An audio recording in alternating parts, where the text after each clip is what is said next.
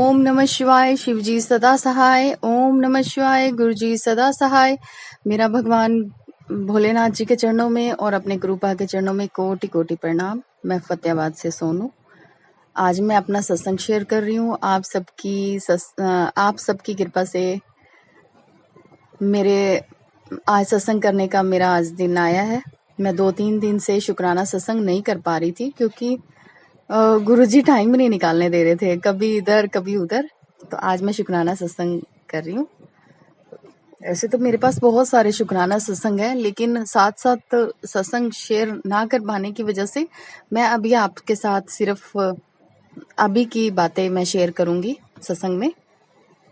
गुरुजी से मिले हुए मुझे ज्यादा वक्त नहीं हुआ, पर गुरुजी को मैंने जितना भी फील किया, जितना भी कोशिश की देखने की, समझने की, तो पता नहीं क्या हुआ कि मैं गुरुजी के साथ घुलती मिलती चली गई और मुझे इतनी जल्दी गुरुजी पे ट्रस्ट हो जाएगा मुझे भी नहीं पता था। हमारा मन है, कई बार हम नई नई चीजें देखते हैं तो शक कर बैठते हैं, पता नहीं कैसा है क्या है, क्योंकि एकदम से आजकल ट्रस्ट करने का टाइम नहीं है। सब लोग फिर हमें बेवकूफ कहना शुरू करते हैं कि तुम कब बहुत जल्दी विश्वास कर लेती हो औरतें। तो मैं आज गुरुजी के बारे में बताना चाहूंगी। मैं जब से भी गुरुजी से जब से मिली हूँ, सबसे पहले तो मुझे ये विश्वास था कि गुरुजी सच में ब्लेस कर रहे हैं जो इतने लोगों के सत्संग आते हैं। लेकिन फिर भी मैंने गुरुजी से विनती की थी कि गुरुजी अगर सबको आप तितली रूप में दर्शन देते हो तो मुझे भी दो, तो मुझे भी यकीन हो जाए। तो ऐसा मैंने आजमाया था और उसके बाद गुरुजी ने उससे नेक्स्ट डे ही मुझे तितली के रूप में दर्शन दिए मेरे घर में। तो मुझे ट्रस्ट पहले भी था और अब बिल्कुल बिलीव हो गया। तो अगले दिन गुरुजी का मैसेज भी आया कि कुड़िए मेरी परीक्षा लैन दी गलती दोबारा ना करी। तो मैं गुरुजी से माफी मांगती हूँ कि एक बार गुरुजी सबको ऐसा लगता है कि सच में गुरुजी है या नहीं है, तो मैंने भी बस वही किया था। मुझे क्षमा करना। मुझे पूरा बिलीव है गुरुजी आप पे, क्योंकि मैं पल पल आपको उस दिन से समझती आ रही हूँ। तो उस हिसाब से मुझे ऐसा लगता है कि सच में गुरुजी एक भोले बाबा का अवतार ही है। ये बात बिल्कुल भी झूठी नहीं लगती कि आप सबका मतलब गुरुजी पे जो विश्वास है वो झूठा है। नहीं, सबका विश्वास बहुत सच्चा है और मैं चाहती हूँ कि इसी सच्चे विश्वास के साथ हमारा सत्संग चलता रहे और आगे आगे लोग जुड़ते रहें, उनका भी भला हो गुरुजी की कृपा से। मेरा कम से कम 1-1.25 साल हो गया शायद, मुझे कंफर्म नहीं है। काफी सालों से मैं बिजनेस किया करती थी 2010-11 के करीब से, और मेरा बिजनेस बिल्कुल टॉप पे था, बहुत अच्छा चला। लेकिन अचानक से रुक गया, काम बिल्कुल खत्म हो गया, बहुत सारी मुसीबतें भी आई, घर परिवार वालों ने परेशान भी बहुत किया ससुराल पक्ष से। लेकिन सब कुछ चलता रहा, एक ये सोच के कि कभी सब कुछ ठीक होगा, कभी अच्छे दिन आएंगे आएंगे। ऐसे करते करते 2015 से और 14 से 15 से मैं बहुत परेशान चली। दुख बीमारियां भी आ गई, लेकिन हिम्मत नहीं छोड़ी। अब 1 साल दिवाली से नेक्स्ट डे मैं बीमार हुई थी और उसके बाद से आज तक समझ लो मुझे कभी कोई प्रॉब्लम लगी हुई है। मैं कभी भी 1 साल में कभी भी पूरी तरह से ठीक नहीं रही, कभी 2 दिन 4 दिन, लेकिन भगवान की कृपा से हिम्मत नहीं छोड़ी। लेकिन इस बीच में एक चीज मुझे कम होती लगी कि इस 1 साल में जब से मैं बीमार हुई, मेरा पता नहीं क्या हुआ, जिस भोले बाबा को और जिन हनुमान जी को मैं रात दिन जपती थी, उनके साथ मेरा एक ऐसा कनेक्शन था कि इतने सालों में इतने दुख आने के बाद भी उन्होंने संभाले रखा और मुझे उन पे पूरा ट्रस्ट था। आंख बंद करके मैं करती थी। लेकिन 1 साल से मुझे ऐसे फील हुआ जैसे मेरा भोले बाबा से और बजरंगी बाबा से कनेक्शन टूट सा गया। मुझे ऐसा फील ही नहीं होता था जब मैं उन्हें याद करती थी, तो मुझे ऐसा फीलिंग ही नहीं आ रही थी कि वो मेरे करीब है। तो मैं कई बार भगवान जी के आगे रोई भी, उनसे विनती भी की, उनसे लड़ाई भी की कि ऐसा क्या हो गया कि आप सबने मेरे से दूर हो गए, मेरा साथ छोड़ा। लेकिन फिर भी इनके अलावा हमारा है भी कौन। यही सोच के मैं पूजा बहुत कम की 1 साल में, जबकि मेरा एक नियम था। बस पड़ोस की औरतें भी घर में जब भी आती थी, आंटी जी वगैरह, वो सब मुझे यही बात कहती थी, सोनू तो बड़ी भक्ति करती है, बड़ी पूजा करती है। उनकी ऐसी टोक थी या क्या था मुझे नहीं पता, कि मेरा एकदम कनेक्टिविटी ही जैसे खत्म हो गई, पूजा का मन ही नहीं करता था। और सुबह की पूजा तो ऐसे बंद हो गई कि मैं सुबह उठती थी मन रात को पक्का करके कि आज तो सुबह उठ के मैं पूजा करूंगी, लेकिन उठती थी और फिर सो जाती थी क्योंकि तबीयत ठीक नहीं रहती थी या कोई ना कोई बहाना, कोई ना कोई रीजन बनता रहा कि 1 साल से मैं मॉर्निंग में पूजा नहीं कर पाई। और शाम को बहुत मुश्किल से कभी कभार ही पूजा पे बैठती हूँ, जब मन पक्का करती हूँ कि अब सब कुछ ठीक करो अपने आप, मेरा मन पूजा भक्ति में फिर से लगाओ। तो ऐसे करते करते गिरना पड़ना चलता ही रहा। लेकिन अचानक से मुझे गुरुजी के सत्संग आने लगे, अभी ये 1 मंथ ही हुआ होगा शायद से। तो आज मैं जो सत्संग शेयर कर रही हूँ उसमें मैं आपको बता रही हूँ कि आज मुझे ऐसा महसूस हुआ कि जैसे भोले बाबा बजरंगी बाबा कहीं दूर नहीं गए, बस रूप बदल के मेरे सामने आ गए। क्योंकि गुरुजी भी हमारे शिव जी भगवान का अवतार माने जाते हैं, तो ये मुझे ऐसे सच्चाई सी लगने लगी है कि वाकई में ही भोले बाबा ने रूप बदल के, बजरंगी बाबा ने रूप बदल के हमें दर्शन दिए हैं गुरुजी के रूप में। तो मेरा पूरा विश्वास है गुरुजी पे, क्योंकि अब 1 महीने से जब से गुरुजी जुड़े हैं, ठीक है तबीयत ठीक नहीं थी, बहुत सी प्रॉब्लम आई, वो मैं पहले भी शेयर कर चुकी हूँ, लेकिन शायद से सत्संग शेयर नहीं हुआ होगा। तो वो दुख बीमारियों में भी मैंने गुरुजी से प्रार्थना की और उसी से ही मैं ठीक हुई, जबकि दवाइयाँ मुझे असर नहीं कर रही थी, लेकिन मैं ठीक हुई और मैंने शुक्राना सत्संग किया। और अब मैं आपको बताती हूँ कि सालासर और खाटू श्याम जी गए हमें बहुत लंबा वक्त हो गया, मुझे काफ़ी टाइम हो गया कि बहुत बार प्रार्थना की, भगवान के आगे विनती की कि मुझे दर्शन के लिए प्लीज़ मुझे आने दो, मेरे से जो भी गलती हुई मुझे क्षमा करो, पर मुझे अपने दर्शन आने दो। पहले एक वक्त ऐसा था कि जब हम रात को सोचते थे कि सालासर चलें, तो सुबह गाड़ी हमारे घर के आगे लग जाया करती थी और नेक्स्ट डे हम दर्शन करके आ जाया करते थे। अड़ोस पड़ोस वाले भी अगर हमें आधा घंटा घर पे नहीं देखते थे तो समझ जाते थे कि ये सालासर गए होंगे। मतलब इतना हम पे कृपा थी भगवान जी की कि लोगों को मेरे ससुराल की गली में, मेरे मायके की गली के लोगों को बस हमेशा यही लगता था कि ये कहीं और नहीं गए, ये सालासर और सालासर ही गए हैं, क्योंकि ज्यादातर सालासर जाया करते थे। खाटू श्याम हमने बाद में जाना शुरू किया, लेकिन वहां भी हम जब भी सोचते तो चले जाते थे। पर 1 साल 1.25 साल से ऐसा कुछ हुआ कि अब सोचने में और करने में बहुत वक्त लगता था। लेकिन अब जब से गुरुजी से मैं 1 महीने से जुड़ी हूँ, अब मैंने गुरुजी से कुछ दिन पहले ही विनती की थी कि गुरुजी अब आप कहते हो कि हमारा अच्छा वक्त शुरू हो गया, तो मेरा अच्छा वक्त शुरू करो, तो मुझे सालासर और खाटू श्याम जी के दर्शन करने हैं, बहुत टाइम से रुका हुआ है। और भगवान जी की कृपा से पता नहीं क्या चमत्कार हुआ कि मेरे बेटे का लाइसेंस बनना था, उसे दिल्ली से यहाँ आना था। डिसाइड किया हुआ था कि 2 तारीख को मेरे हस्बैंड का बर्थडे है, तो हम सालासर जरूर जाएंगे। ये बात हमने 1 महीना पहले ड्राइवर को बोली थी गाड़ी के कि 1 महीने बाद हम शायद से आपको बुलाएंगे तो खाटू श्याम चलेंगे, लेकिन कुछ बन नहीं रहा था सिस्टम।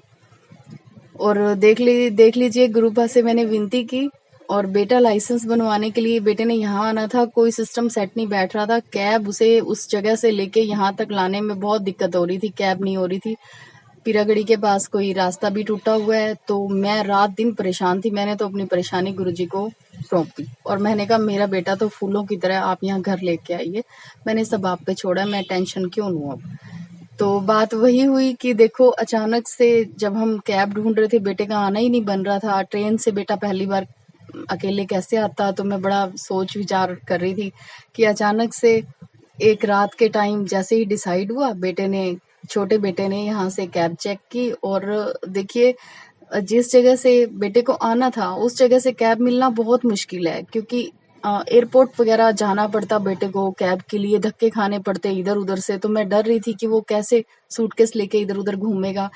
तो गुरुजी की इतनी कृपा हुई कि वहीं से ही, उसके पास से ही एक कैब बुक हुई अचानक से, और उसने कहा कि मुझे सिरसा जाना है तो मैं लेता आऊंगा। और बहुत ही प्यार से मेरे बेटे को गुरुपा घर लेके आए। बेटे को मैंने बिल्कुल भी परेशान नहीं देखा या टेंस नहीं देखा। मैं डर रही थी कि वो बच्चा थक जाएगा, अभी वीक भी है, थोड़ा सा पढ़ाई में भी बिजी है, लेकिन बेटा बहुत आराम से आया। अब जाने की प्रॉब्लम, क्योंकि लाइसेंस बन गया था, लेकिन जिस कैब वाले का वापस बैक कॉल आया कि मुझे दिल्ली जाना है, तो बेटे ने जाना है तो बता दो तो मैं ले जाऊंगा। तो बेटे के पास कॉल आई और पता नहीं क्या हुआ कि मेरे मन में ऐसा आया कि अब बेटा आया हुआ है तो खाटू श्याम सालासर के भी गुरुपा करो कुछ, मैं दर्शन करके आऊँ अपने बच्चों के साथ। बार-बार बुलाना बहुत मुश्किल है। और देखिए 1.25 साल से हमारा डेली प्रोग्राम बनता है, सोचते हैं, विचारते हैं, लेकिन कैंसल हो जाता था। और इस टाइम मैंने गुरुपा से सिर्फ़ एक विनती की और उसी टाइम देखिए गाड़ी वाला जो 10-10 हज़ार रेट माँगते थे, वो भी अचानक से गाड़ी भी हमारी हमारे मन मुताबिक बहुत कम रेट में सेटल हो गई। मुझे बिल्कुल भी दुःख नहीं हुआ वो खर्चों की परवाह करते हुए, या कोई भी जो पहले प्रॉब्लम जो आ रही थी जिसकी वजह से कैंसिल हो रहा था, वैसी कोई प्रॉब्लम मेरे माइंड में नहीं आई। और मैंने कहा हाँ गाड़ी बुक कर लो आप और चलते हैं। और हम बहुत अच्छे से, गुरुपा से मैंने कहा था मुझे बहुत अच्छे से दर्शन करवाने लेके चलो, साथ चलो और करवा के लेके आओ साथ। तो गुरुपा ने बहुत अच्छे से दर्शन करवाए, दोनों जगह पे दर्शन बहुत अच्छे हुए। मेरा रास्ता भी खुला, मेरी नाराज़गी, मेरे से जो भी नाराज़गी थी खाटू श्याम जी से या हनुमान जी की मेरे से जो भी नाराज़गी थी, तो मैं आगे से विश्वास कर बैठी हूँ कि अब वो नाराज़गी खत्म होगी। अब हम जब जी चाहेंगे तब हमें भी दर्शन के लिए भगवान जी ज़रूर हमारे काम बनाएंगे। तो मुझे इतना गुरु जी पे ट्रस्ट हो गया। और देखिए रात को 11-12 बजे हम वापस घर आए और कैब वाला जिसने वापस ले जाने की बात की थी, उसने अचानक से कॉल कर दी कि मुझे तो शाम को ही निकलना है, इसीलिए मैं निकल रहा हूँ। हम रास्ते में थे, तो मैंने कहा जाने दे, कोई बात नहीं, कोई और हो जाएगी। बेटे से मैंने ऐसे बोला। और अचानक से जो जिस गाड़ी में हम थे उसी के ड्राइवर ने कहा कि सवारी नहीं मिल रही, कैब तो मैं भी लगाऊंगा दिल्ली के लिए, तो कोशिश करो आप थोड़ी सी वेट करो। बातें करते करते जैसे ही हम अपने घर आने लगे तो ड्राइवर ने कहा कि चलो एक बंदे की होगी है बुकिंग और आपके बेटे को मैं ले जाऊंगा।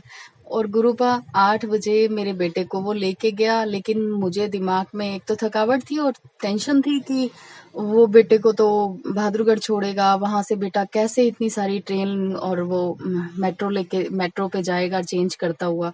मुझे बड़ी दिमाग खराब हो रहा था सोच के 2 मिनट के लिए, लेकिन मैंने फिर से गुरुजी पे लगा दिया जिम्मेवारी। और मैंने गुरुजी को कहा गुरुजी जैसे मेरे बेटे को फूल की तरह लेके आए हो ऐसे आप ही छोड़ के आओ, मुझे नहीं पता, आप बेटे को बिल्कुल आराम से छोड़ के आना, कोई दिक्कत परेशानी ना हो, आप साथ हो। और मैं गुरुजी को ये कह के 8 बजे उसे घर से भेज के और सो गई आराम से। और मुझे पता भी नहीं, मेरे को इतना नशा हो गया था दवाइयों का कि मुझे होश ही नहीं था। और जब 2-2:30 बजे मैं उठी, मैंने कॉल की बेटे को, तो बेटा सिर्फ 5 मिनट के डिस्टेंस पे घर के पास ही पहुंच चुका था और मुझे कहता है मम्मी मैं बड़े आराम से पहुंच गया। फिर मैंने उससे बाद में बात की तो बेटे ने कहा कि मम्मी मैं बड़े आराम से आ गया, आप भी ऐसे ही आया करो, क्यों मतलब इतनी टेंशन लेते हो।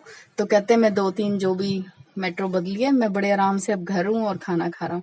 मैं गुरुपा की बहुत बहुत शुक्रगुजार हूँ जो मुझे भगवान के रूप में गुरुपा मिले। मुझे ऐसा लगता था कि मैंने राम राम जी का नाम लिया हुआ है तो बार बार गुरु नहीं बदलना चाहिए, बार बार पूजा पाठ नहीं बदलनी चाहिए, लेकिन गुरुपा तो मेरे भोले शिव का रूप है, इसीलिए मुझे कोई अफसोस नहीं है कि मैंने कुछ भी चेंज किया है। मैंने अपनी वही पूजा की है। मेरे भगवान जी के मेरे गुरुपा के मंत्र में मेरे भगवान जी का मंत्र है। तो मैं आप सबसे विनती करूंगी कि आप गुरुपा पे आंख बंद करके विश्वास कीजिए। गुरुपा सच में सबके साथ हैं।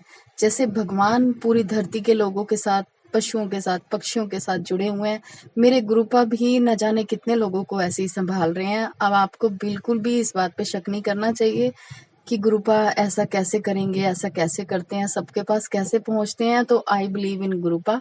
मेरे को पता है कि सच में ये भोले बाबा का अवतार है, कोई ना कोई चमत्कार जरूर है गुरुपा की भक्ति में कि ये इतने सारे लोगों की छोटी छोटी समस्याएं हैंडल करते हैं। पहले थोड़ा सा मैं माफी चाहूंगी, मुझे थोड़ा सा शक हुआ था कि शायद मैसेज वैसेज में कोई झोल है जो वो भेज देते हैं, लेकिन दिमाग लगाया तो सोचा कि कनेक्टिविटी तो हमारी माइंड टू माइंड गुरुपा से है। हम गुरुपा से अपनी बातें कहते हैं तो मैसेज करने वाला हमारे तक कैसे पहुंचता होगा। तो ये शक भी मन से निकल गया था मेरे। और मैं आपको कहती हूँ कि कोई भी लॉजिक मत ढूंढो इसमें, और मन लगा के एक बार गुरुपा पे विश्वास करके देखो, वो आपके साथ हर पल आपके दिमाग के साथ ही जुड़े रहेंगे। आप जो सोच रहे हो कर रहे हो वो आपके बिल्कुल नजदीक बैठे हैं। मुझे नहीं पता कैसे, लेकिन मैं आप सब संगत से विनती करूंगी कि अपने सत्संग जो भी शेयर करें उसमें कोई भी अब डराने वाली बातें मत कीजिए। क्योंकि जो मेरा सत्संग शेयर करते हैं उन्होंने ही मुझे मैसेज करके समझाया कि नेगेटिविटी वाले सत्संग आप ना सुने, कोई डरने की बात नहीं है। और ब्लैक मैजिक के भी सत्संग जो आजकल शेयर हो रहे हैं उसे भी आप मत सुनो, वो गुरुपा ने नहीं भेजे हैं। तो आज मेरा डर बिल्कुल निकल गया। जो मैं मन में सोच रही थी ये सब क्या हो रहा है, डरा के भी कोई भक्ति होती है, तो आज मेरा मन उन्होंने, भगवान जी ने क्लियर किया, कैसे भी किया। तो जो मेरे सत्संग शेयर करते हैं, आज उन्होंने मुझे मैसेज करके मेरे मन का डाउट निकाला और मुझे कहा आपको कुछ भी ये सब करने सोचने की जरूरत नहीं है कि आपके घर में भूत प्रेत हैं या कुछ है। ऐसे मैसेज को बिल्कुल इग्नोर करो और ज्यादा फैलाओ मत, तो अच्छी अच्छी बातें ही शेयर करो गुरुपा की। तो आज मैं आपको कहूंगी कि मैंने अपनी तरफ से ये सब सत्संग शेयर किया। हमेशा खुश रहिए और खुशी ही बांटिए। ये डराने वाले सत्संग ये सब इंसान को बहुत डरा देते हैं। एक तो हम पहले से डरे हुए होते हैं, ऐसी बातें सुन के और ज्यादा डर जाते हैं। तो मेरे हिसाब से आज मुझे या तो ये गुरुपा जी का ही मैसेज है कि डर मत और ये सब बातों को इग्नोर करो और अच्छी अच्छी बातों को ही आप अपने माइंड में रखो। तो मैं आज अपना ये सत्संग गुरुपा के नाम से शुक्राना सत्संग शेयर कर रही हूँ। गुरुपा सब पर प्रसन्न हो, मेरे पति, मेरे दोनों बच्चों का, मेरा, मम्मी का, सबका ख्याल रखें, घर में हमारे सुख समृद्धि और बरकत दें और गुरुपा हमेशा हमारे साथ रहें। हमारे इतने भाग खोल दें कि हम इस धरती पे या जहाँ भी कहीं कोई भी देवी देवता के मंदिर हैं जहाँ मेरे मन की इच्छा है जाने की, चाहे वो केदारनाथ हो, चाहे वो द्वारकाधीश का स्थान हो, मैं अपने सभी देवी देवताओं के दर्शन करना चाहती हूँ। इस धरती पे आए हैं तो मैं चाहती हूँ बाबा जाने से पहले मुझे मेरे मन को शांत करना। मैं जब भी इस दुनिया से उस दुनिया में जाऊं उससे पहले मैं अपने सभी देवी देवताओं के, अपने सभी तीर्थ स्थानों के, चाहे वो कितने भी दूर हो, आप ही दर्शन करवा के लाना। अब मैं किसी और से कोई विनती कुछ नहीं करूंगी, सिर्फ अब गुरुपा की ही जिम्मेवारी है। हमारे साथ जुड़े हैं तो हमारे इतने भाग्य खोले कि हम पूरे परिवार सहित अपने धरती के जितने भी पीठ हैं सबके दर्शन करें। मेरी गुरुपा से यही विनती है। आप सबसे भी मैं यही चाहूंगी कि इस धरती पे आए हो तो भगवान जी के सबके दर्शन करो और सबको हो भी सही, क्योंकि गुरुपा हमारे साथ है। गुरुपा आपका लाख लाख शुक्राना। मैं आपसे फिर सत्संग शेयर करती रहूंगी। हाँ, देर सवेर हो जाती है उसके लिए मुझे माफ कर दो, क्योंकि मैं कह तो देती हूँ आज मैं पक्का करूंगी, आज मैं पक्का करूंगी। उस दिन मैंने रात के 2:30 बजे सत्संग शेयर किया, क्योंकि प्रॉमिस किया था आपसे कि मैं भी सत्संग शेयर करती हूँ, गुरुजी थोड़ी देर ठहर जाओ। ऐसे करते करते मैं सो गई और 2:30 बजे आंख खुली। दिमाग में टेंशन थी कि मैंने ये बात बोल के और सत्संग शेयर नहीं किया, तो मैंने 2:30 बजे भी सत्संग शेयर कर दिया था। पर मेरा सत्संग पता नहीं शेयर हुआ या नहीं, मैं नहीं जानती, लेकिन मैंने आपको हाजिर नाजिर जान के अपना जो प्रॉमिस था वो कर दिया था पूरा। तो गुरुपा आप हम पे हमेशा अपना आशीर्वाद बनाए रखें। अब मैं सत्संग को विराम देती हूँ, काफी लंबा हो गया। तो शुक्राना गुरु जी, बहुत बहुत शुक्राना आपका। जय गुरु जी। ओम नमः शिवाय। शिव जी सदा सहाय। ओम नमः शिवाय। गुरु जी सदा सहाय। ओम नमः शिवाय। शिव जी सदा सहाय। ओम नमः शिवाय। गुरु जी सदा सहाय। जय गुरु जी। शुक्राना गुरु जी, लख लख शुक्राना गुरु जी, अनंतम शुक्राना। मैं प्रोफेसर बीना बुद्की कश्मीर से, मैं गुरु जी का शुक्राना सत्संग कहना चाहती हूँ। गुरु जी की अपार अपरंपार दया रही है, मेहर रही है। मुझे कई दिनों से, मुझे गुरु जी के साथ जुड़े हुए बहुत ज़्यादा समय तो नहीं हुआ, लेकिन अप्रैल से मैं जुड़ी हूँ। लेकिन गुरु जी के दर्शन करने बराबर आश्रम जहाँ कहीं भी होती हूँ वहाँ चली भी जाती हूँ। लेकिन मुझे अचानक दिल में बहुत एक भाव आ रहा था, एक दिल कर रहा था कि मैं भी सत्संग करूँ। तो मैं केवल एक बार इससे पहले किसी सत्संग में गई थी और उसी दिन से मेरे दिल में ये भावना आई कि कब काश मैं भी ऐसा ही सत्संग कर सकूं, बहुत बड़ा ना सही, छोटा ना सही, जैसा भी कुछ भी कर सकूं। तो वो मैंने किया। तो चलिए आज का ये मैं शुक्राना सत्संग पहले मैं गुरु जी के महामंत्र से शुरू करती हूँ और उसके बाद फिर मैं अपनी बात आपसे साझा करूँगी। ओम नमः शिवाय। शिव जी सदा सहाय। ओम नमः शिवाय। गुरु जी सदा सहाय। ओम नमः शिवाय, शिव जी सदा सहाय। ओम नमः शिवाय, गुरु जी सदा सहाय, गुरु जी सदा सहाय। जय जय शुक्राना, जय जय गुरु जी, शुक्राना, अनंतम शुक्राना। संगत जी, जो भी मेरे इस सत्संग को सुन रहे हैं उनका भी बहुत बहुत शुक्राना, और मेरे इसको प्रस्तुत करने वाले उनका भी बहुत बहुत शुक्राना, सभी का शुक्राना। और गुरु जी आपकी मेहर यूं ही बनी रहे। गुरु जी, मेरे दिल में जो ये भावना थी, ये जो इच्छा थी कि मैं आपका सत्संग करूं, तो इधर मैं कुछ सितंबर में कुछ बिजी भी थी, कुछ सबसे पहले तो गुरु जी ने मुझे चार धाम की यात्रा करवाई, और बद्रीनाथ में जाकर के जो मैंने अस्थियाँ जो मैं आज तक ले जाती थी वहाँ पर उसका करवाया, और वो मैंने वहाँ हाथ भी जोड़े विष्णु जी को, कि मैंने कहा ठीक है, आपने मुझे आदेश दिया, मैंने आज तक इतनी अस्थियों का विसर्जन हरिद्वार में किया, लेकिन अब मेरी टांगें थोड़ी नहीं कर पा रही हैं और मैं ज़रा सा हूँ। अगर होगी मेरी टांगों में हिम्मत और मुझ में हिम्मत होगी तो ज़रूर करूँगी, वरना आप मुझे माफ़ी दें। तो ये वहाँ जा कर के तर्पण करना, और हमने बद्रीनाथ में भी किया, केदारनाथ में भी किया, गंगोत्री में भी किया, गंगोत्री नहीं, हाँ गंगोत्री में भी किया, सभी जगह किया। और ये उन दिनों थे जब पितृ इसके दो चल रहे थे, दिन चल रहे थे, पितृ अमावस्या तक के ये दिन थे। तो हमने उन्हीं दिनों ये किया। मुझे बहुत खुशी हुई कि गुरु जी ने मुझे ऐसे तैसे सभी यात्रा भी करवा दी, सकुशल घर भी ले आए।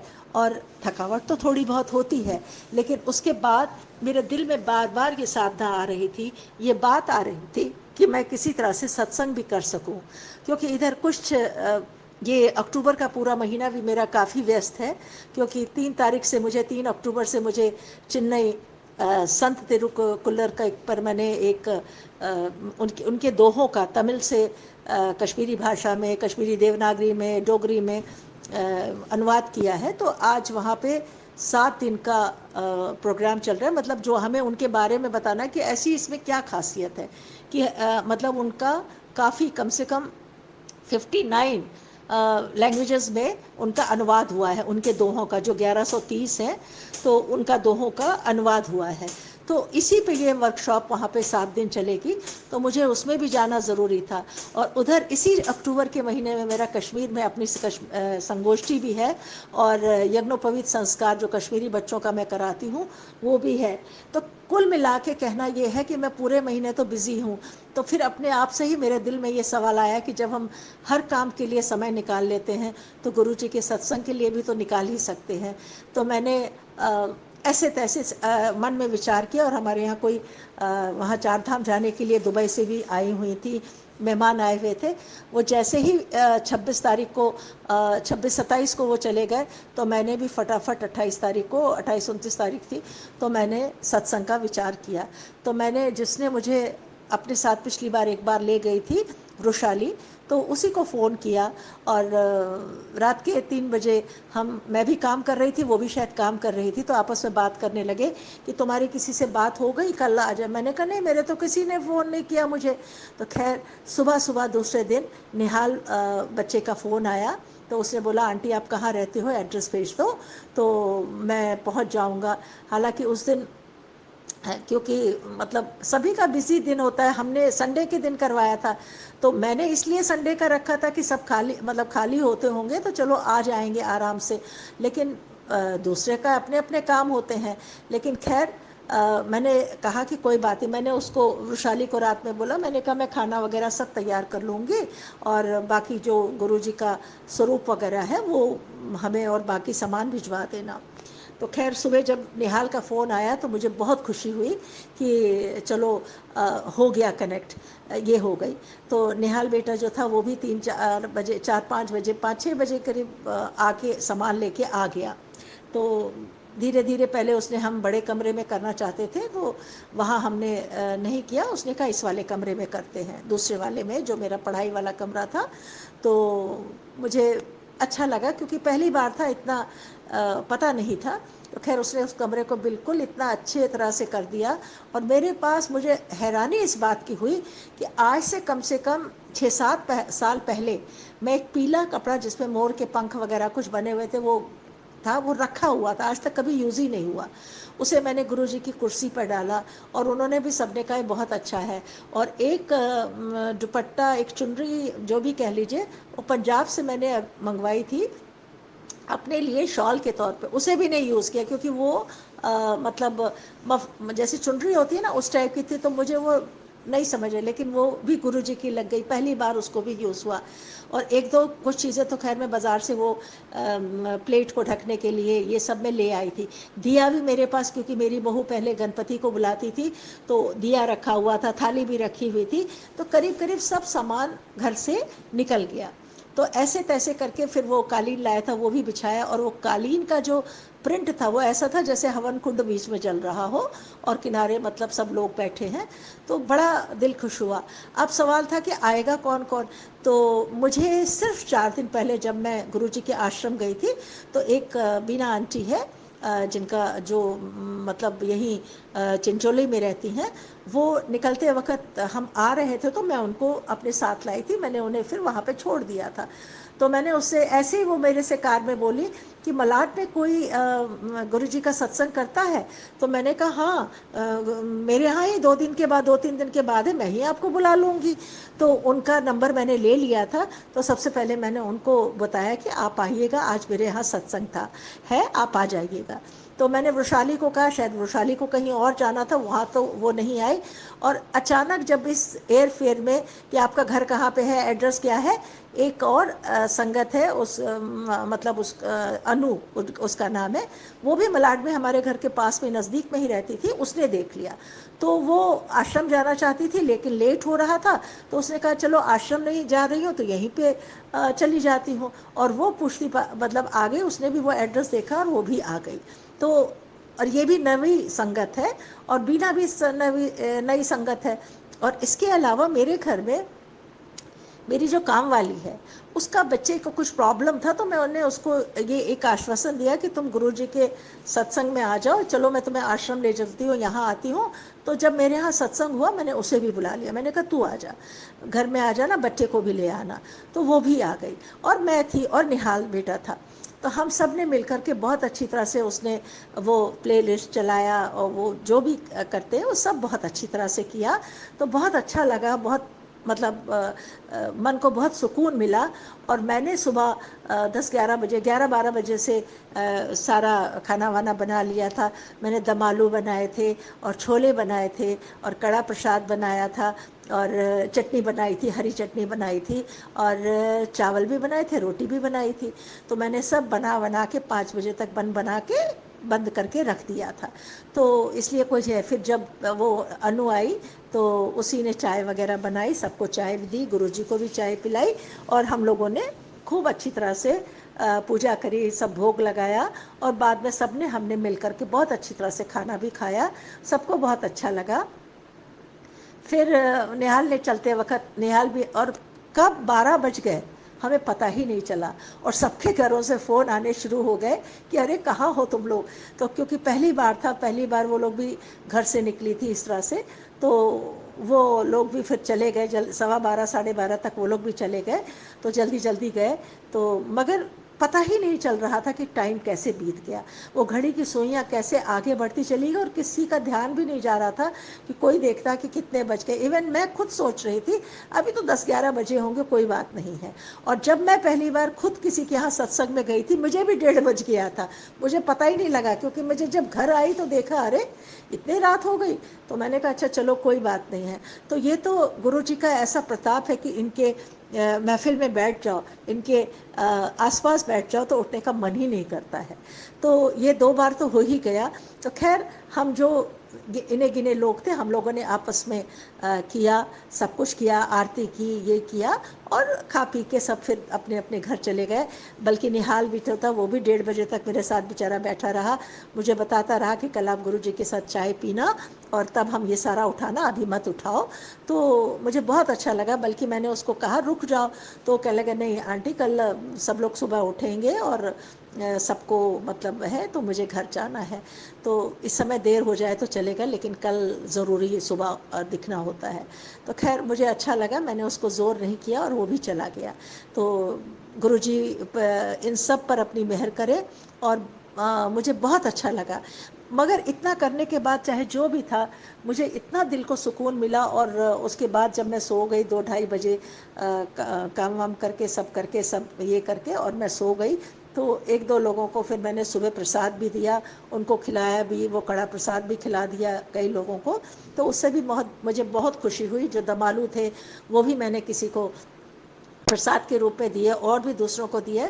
तो इस तरह से करा के मैंने वो उस दिन सत्संग किया, और दिल को बहुत सुकून हुआ कि चलो जहाँ इतने काम है तो वहाँ ये काम भी पूरा हो गया।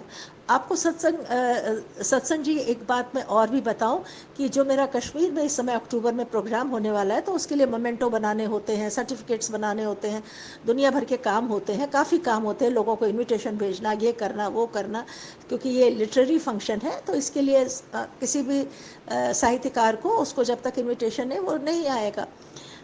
मैं 10-15 दिन से वैसे ही बिजी थी, क्योंकि 4 धाम गई, फिर मेहमान घर में थे, फिर दुनिया भर का था, तो कहा नहीं। लेकिन मैं गुरुजी से प्रार्थना करती, कब होगा मेरा काम, कब होगा काम। तो शाम को जैसे, क्योंकि मैं मेहमानों के साथ 11-12 बजे तक, 12:30-1 तक बैठती थी, तो हो नहीं पा रहा था। जब वो चले गए तो मैंने 2 दिन में वो सारे मेमेंटो और सर्टिफिकेट का काम भी मतलब मैंने क्या निपटाया, वो तो गुरुजी ने निपटाया, और 3-3:30 तक मैं जग करके मैंने उस काम को भी कंप्लीट किया। तो मुझे थोड़ा सुकून हुआ कि चलो कुछ काम भी हो गया। तो हालांकि मुझे एक पेपर भी एक और लिखना था, जहाँ तिरुकुल्लर संत के लिए, जहाँ मुझे चेन्नई जिसके लिए जाना था, वो मैं लिख नहीं पाई। वो बल्कि मैं आज लिख रही हूँ अभी, और आज अभी 1-2 घंटे में लिख करके, क्योंकि कल सुबह फिर मुझे वो सबमिट भी करना है। तो इस तरह से गुरुजी ने मेरा उस दिन खाना भी सारा बनवा दिया, मेरे अंग संग रहकर अपनी मेहर बरसा करके उस खाने को भी उन्होंने बहुत अच्छा स्वादिष्ट बनवा दिया, अच्छा बनवा दिया। और मैं कुर्सी पे बैठकर अपना, जब थक जाती थी तो बैठ जाती थी, तो सारा काम भी मैंने निपटाया। और उसके बाद क्या हुआ कि दूसरे दिन ही या तीसरे दिन मुझे एक आंटी जी का और फ़ोन आया कि अरे आपके यहाँ सत्संग था, अब जब आप कभी आगे करेंगी तो हमें भी बताइएगा। मैंने उसका नंबर भी नोट कर लिया। तो मैंने कहा ज़रूर ज़रूर, क्योंकि मेरे दिल में ये भावना आई कि अगर हम 5-7 लेडीज़ जमा हो जाएं इसी एरिया में, तो हम हर महीने भी छोटा छोटा कर सकते हैं, मिलजुल कर गुरु जी का सत्संग कर सकते हैं, और बात कर सकते हैं, मिलजुल सकते हैं। तो ये भी बड़ी मुझे खुशी हुई। उसके बाद मुझे, क्योंकि अमावस आ गई, अमावस का भी पूजा पाठ ये वो थोड़ा बहुत जो भी करना था वो करके, और 3 को मैं यहाँ गुरु जी का नाम लेकर के चली आई, और उनको साथ लेकर के आई कि आप भी मेरे साथ चेन्नई चलिए और मेरे अंग संग रहिए, और मेरे साथ साथ चलिए। गुरुजी मेरे साथ चले, मेरे साथ आए। लेकिन मैं रात को 3 बजे बॉम्बे से चली थी, और यहाँ 5 बजे पहुँची थी चेन्नई। तो क्योंकि शाम को 11 बजे घर से निकली थी, फिर वहाँ पहुँची तो वो टांगे लटकती हुई, ये वो सारा। और उस दिन मैंने अपना संगत जी टेस्ट किया था, मतलब ब्लड टेस्ट वगैरह था, क्योंकि मुझे नेक्स्ट मंथ मेरा इरादा था कि मैं ये घुटने का ऑपरेशन वगैरह कराऊंगी, तो उसके लिए मुझे टेस्ट कराने थे। तो वो रिपोर्ट्स वगैरह भी आ गए थे, लेकिन मैंने देखा नहीं था। तो जब मैं चेन्नई पहुंची तो बहुत थकी हो रही थी, लेकिन वहाँ पहुंची जहाँ मुझे जाना था, पेरुकम्बम जगह है, तो CCIT का वहीं पे है। तो वहाँ गई मैं, बहुत बुरी तरह से, मतलब थकी तो थी, और 10 बजे से इनॉर्गल फंक्शन था, उद्घाटन फंक्शन था। तो खैर तैयार वो होके ऐसे ही नॉर्मल, हालांकि मैंने कुछ और रखा था उस दिन पहनने के, लेकिन मेरे में हिम्मत ही नहीं थी। खैर जो मैंने पहना, मैं उठ के चली गई, और वहाँ भी है। लेकिन सारे दिन मुझे इतनी मतलब बेचैनी रही, इतना टांगों में दर्द, पैरों में दर्द, और इतनी नींद भी आ रही थी कि संगत जी मैं आपको क्या बताऊं। किसी तरह गुरु जी ने वो मतलब पार लगाया। लेकिन इतनी देर में मुझे याद है कि मेरी कल रिपोर्ट ज़रा देखूं मेडिकल का। मैंने देखा मेरा शुगर तो बड़ा हाई है, बहुत ज़ोरों पे है। आप यकीन नहीं करेंगे संगत जी कि अपनी रिपोर्ट देख करके मैं बहुत थोड़ी परेशान सी हो गई, क्योंकि मैं जो दवाई खा रही थी उससे मेरा कम हो गया था, इसीलिए मैं उसी को, लेकिन अब अचानक से वो फिर इतना बढ़ गया तो मुझे बड़ी परेशानी हुई। अब मैं सोच रही थी गुरुजी, अंदर ही अंदर मैं गुरुजी से प्रार्थना करने लगी, गुरुजी देखो मैं एक तो यहाँ पे आई हुई हूँ और मेरी तबीयत बिल्कुल ठीक नहीं है, आप ही मेरे अपना हाथ अपना मेरे ऊपर रखिएगा, और इतना बढ़ गया है शुक्र, तो आप थोड़ा देख लीजिएगा, मैंने तो बराबर दवाई भी खाई थी, ये भी खाई थी, लेकिन अब आप देख लीजिए। मगर पूरा दिन मेरा बहुत बेचैनी के साथ गुजरा, और जब शाम को 5 बजे वहाँ हमारा सेमिनार ख़त्म हुआ तो समझिए 6 बजे तक हम अपने रूम पे आए।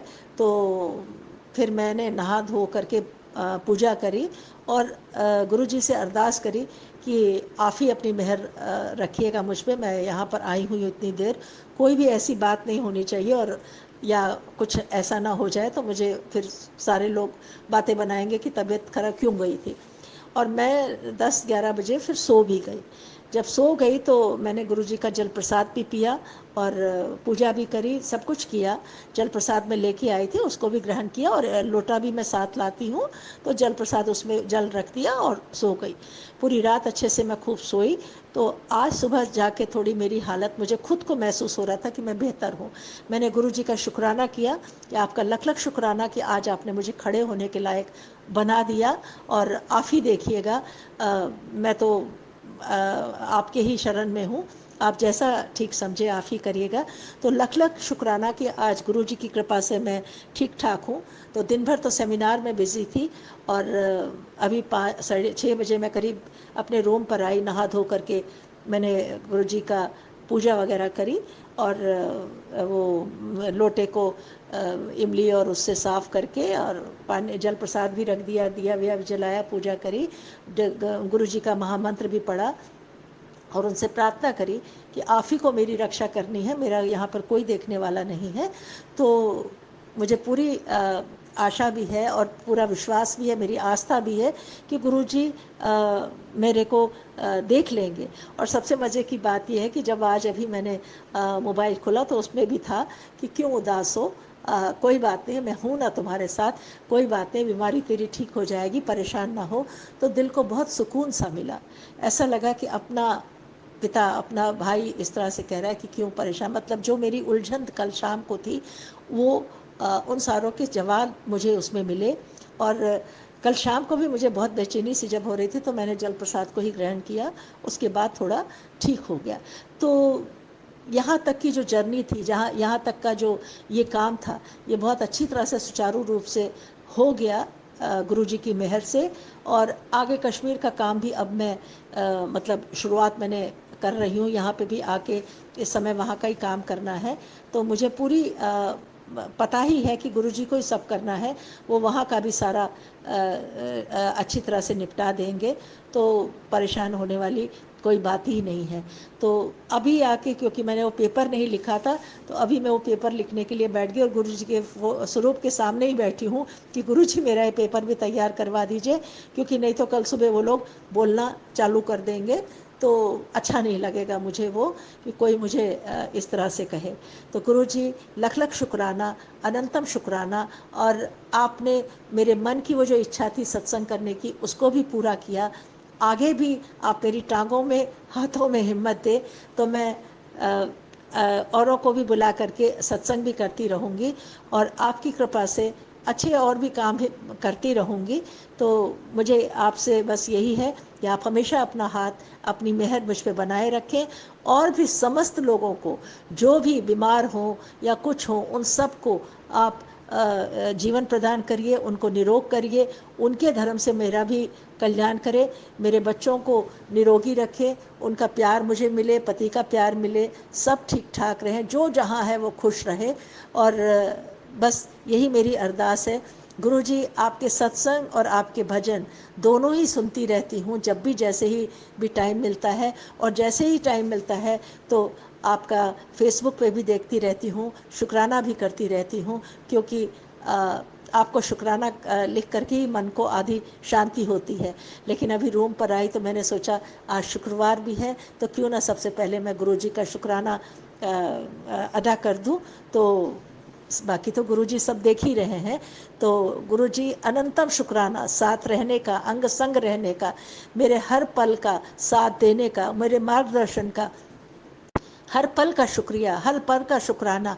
और संगत जी आप सबका भी जो मेरे इस मेरे शुक्राने सत्संग को सुन रहे हैं, उनका भी बहुत बहुत बहुत शुक्राना।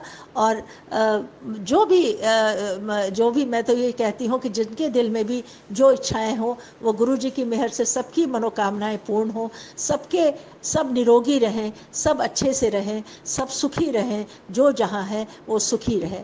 अब आज का ये सत्संग जो शुक्राना सत्संग है, मैं अगले शुक्राना सत्संग पेश करने से पहले तक के लिए विराम करती हूँ, लेकिन गुरु जी का महामंत्र पहले पढ़ना चाहूँगी।